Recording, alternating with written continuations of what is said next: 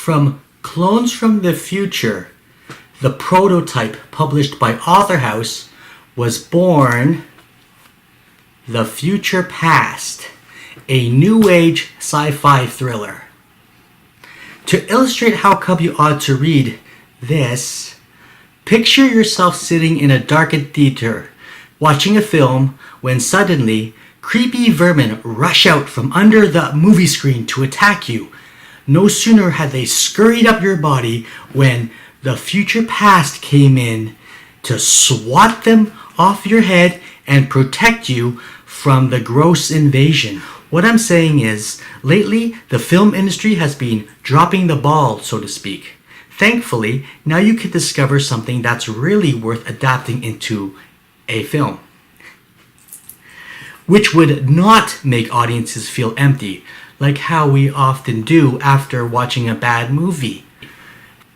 For my next illustration, here's a little fable I dreamed of. From the sky came skydiving peacocks. The peacocks parachuted upon the land to be with pigs, who were clothed and raised by loving people, such as yourself. You see, the peacocks benefit the pigs when they drop in on them and brighten their days with cheer.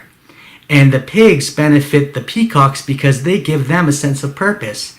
Now, I want you to think of the pig or pigs as being media's mainstream, and consider this easy-to-read page-turner to be your peacock on a parachute.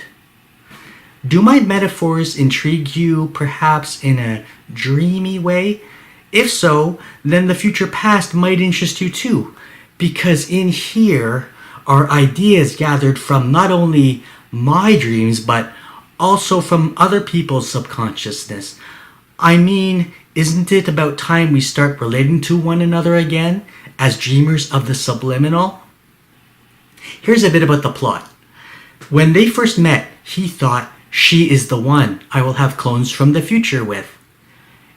And it is a freaky thing foreseeing yourself die tomorrow, being able to prevent your reluctant death, and then dying untimely anyway.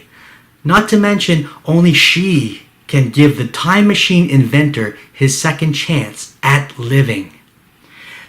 Set at a cabin in the woods, Hazel's chance to bust the time paradox and save the baby boomer comes only once, tomorrow, on Easter Sunday.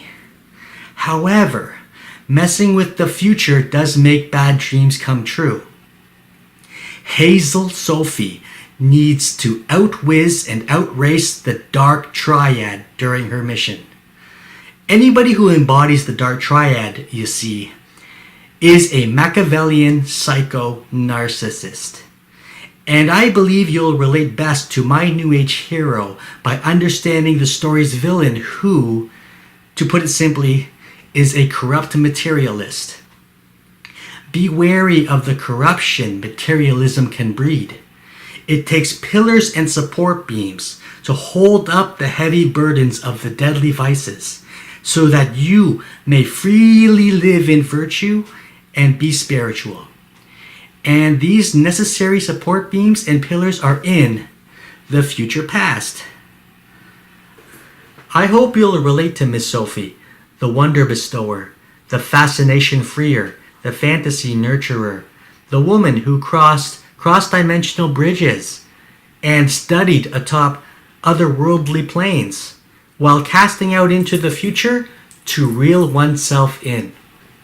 Please relate to the clones from the future who prove how, when you're sick of yourself, being there for yourself is the best medicine.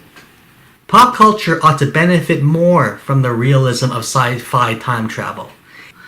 And if we just let it, the future past will amplify the fantasy in reality. The eyewear for time travel are powered up with a 4-dimensional device.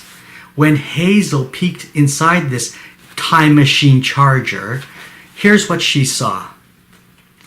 Brilliantly shimmering particles filled her view at first, like golden grains dancing inside invisible waves within a bright white setting. And then after her eyes blinked, she saw a close-up, wide-eyed face in front of a black setting. Hazel's face.